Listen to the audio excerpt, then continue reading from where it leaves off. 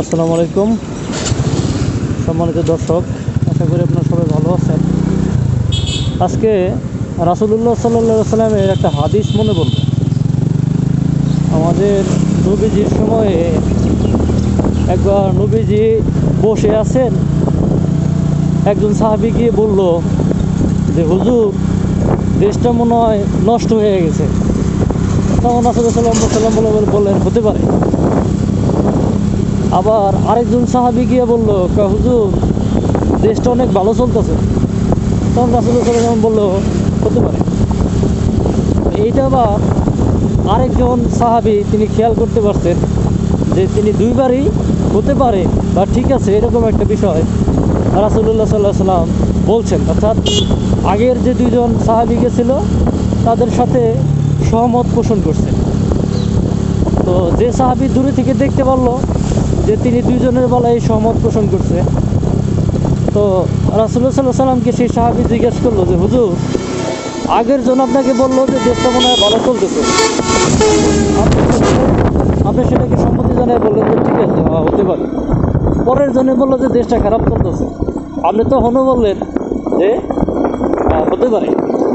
তো এখন আমার প্রশ্ন হইল যে দুইজনের বেলাতে আপনি সম্মতি কেন দিলেন বা হতে পারে এই বিষয়টা আপনি কেন বললেন? তখন রাসূলুল্লাহ সাল্লাল্লাহু আলাইহি ওয়াসাল্লাম বলল যে আসলেও যে যেরকম তার কাছে দেশটা চলতেছে ঠিক ওই রকম। অর্থাৎ যে যেমন তার কাছে দেশটা মনে হইতেছে যে ওই রকমই দেশের সব মানুষ।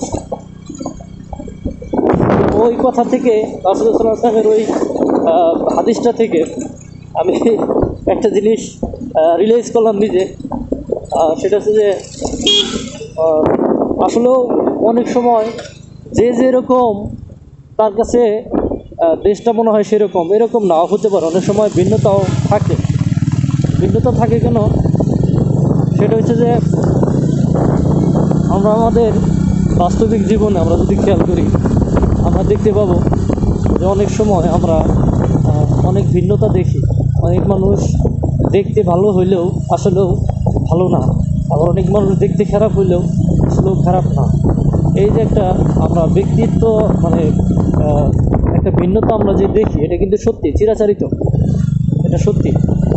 অনেক সময় দেখা যাচ্ছে যে আদর্শিক কথা বইয়ের মধ্যেই সীমাবদ্ধ ভালো মানায়, কিন্তু ওই আদর্শিক কথাটাকে আমরা যদি ব্যক্তি জীবনে আমরা যদি এটাকে প্রসার ঘটাতে চাই, সেটা কিন্তু সম্ভব না।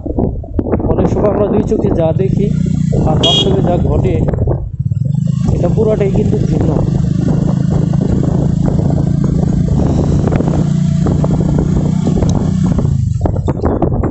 তো